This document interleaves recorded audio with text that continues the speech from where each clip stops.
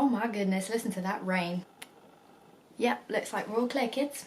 I'm just making stuff up now, that's not what it's called. Hello everyone, welcome back to another video on my channel. For this week's review, we're going to be talking about my experience with the Ayla Skin Pink Perfect Australian Pink Clay Mask. Now this is something I have seen plastered all over my social media at the moment, which made me super curious about trying it, and I really wanted to. So when they actually reached out and were like, hey, do you want to try out our pink clay mask? I was like, oh my goodness, are you actually in my brain, like reading my thoughts?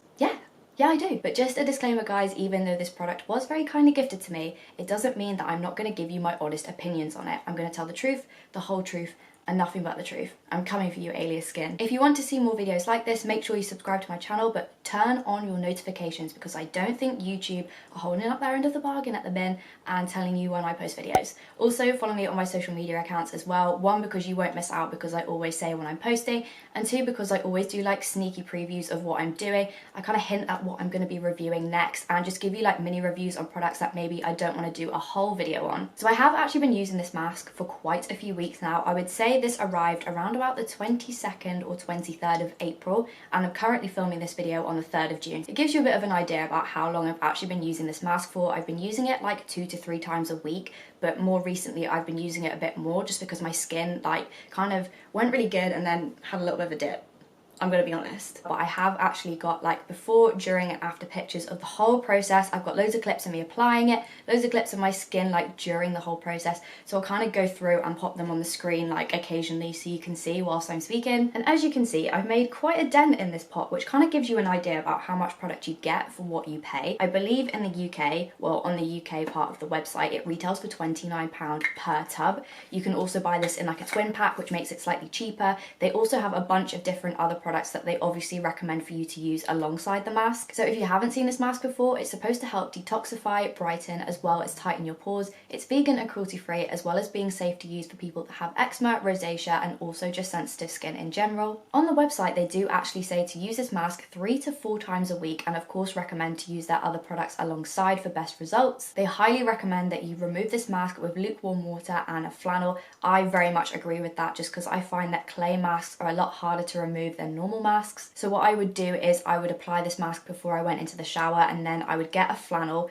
put it onto my face, because obviously it didn't matter then where the water went, and then kind of like very gently soak it off and kind of like dab in places till eventually all of the mask was gone. It's just easier for me to kind of like loosen up the product and then kind of like gently remove it with the flannel. That's how I've always done it, just because my skin does kind of get a little bit angry. So I'm just going to put on the screen what my skin looked like before I started using the pink clay mask.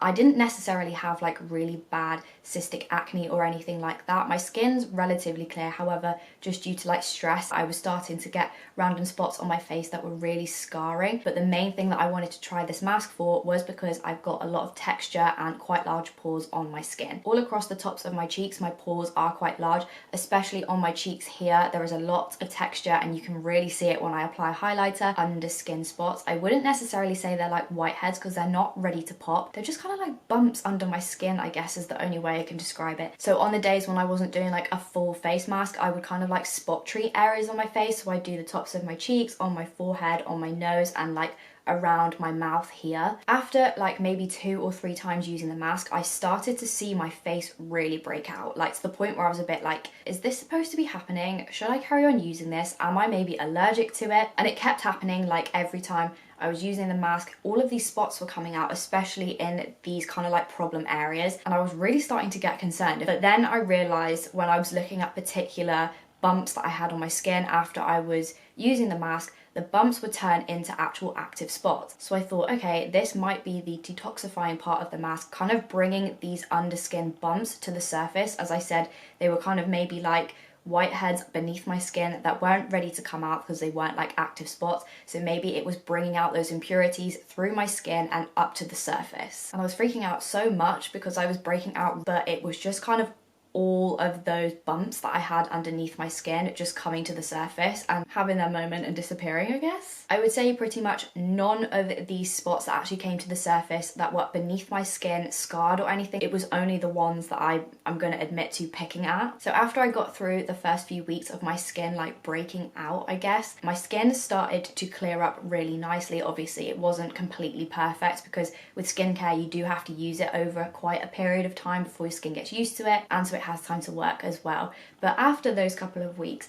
I remember one particular day, I'd just done a face mask and my skincare and everything, and I was Snapchatting my friend Mark, and he was like, your skin looks really good. Have you just done something to it? Like, have you just done a mask or something like that? And I remember thinking to myself, I was like, oh my goodness, a guy has actually noticed that my skin looks really healthy and like glowy.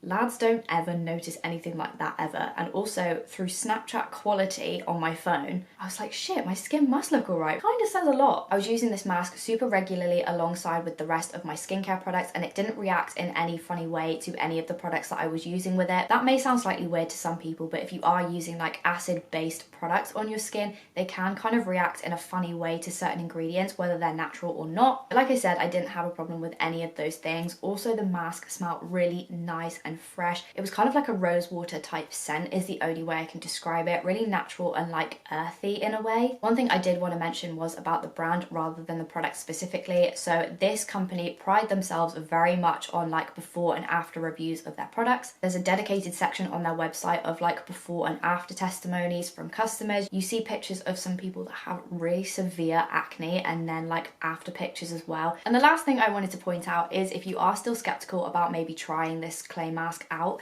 is that they actually offer you a 30-day money back guarantee. So as long as you use that product consistently over the 30 days and you show before and after pictures of what your skin is looking like, they will refund you the money because they're that confident that their product works. I know what some of you guys are probably thinking. I've got a full face of makeup on, so I obviously can't show you what my skin is looking like right now, but I'll pop either a picture or a video on the screen of what my skin is looking like to this day, so you can decide for yourself whether or not you think this product actually works. I myself feel as though it has really helped reduce the texture that is on my skin and kind of smooth out my skin, especially on my forehead, because that's where I found it was at its worst. Even now, whilst I'm still using the product like a month or so on, I'm still getting like little breakouts in the areas where I'm obviously expecting it, because now I know that's why it is. And as I was expecting with skincare, you do need to use it over a certain period of time for it to work for you. It's not going to work overnight, so please don't think that it's going to. Just for me personally, I do have quite problematic and stubborn skin, so naturally I'm going to keep using this product, and I do reckon I'll probably repurchase it again because I actually did really enjoy using it. So that is it for this week's video. My thoughts on the Ayla Skin Pink Perfect Australian Pink Clay Mask. If you enjoyed this video, please make sure you give it a big thumbs up so I know it does really help me out a lot. I'll also leave a link in the description to this mask if you want to try it out, along with my social media. So make sure you follow me on those, as well as subscribe to my channel for more videos like this. Don't forget to turn your notifications on because YouTube are doing me the dirty right now. Thank you again so much for watching, and I will see you next time for another video.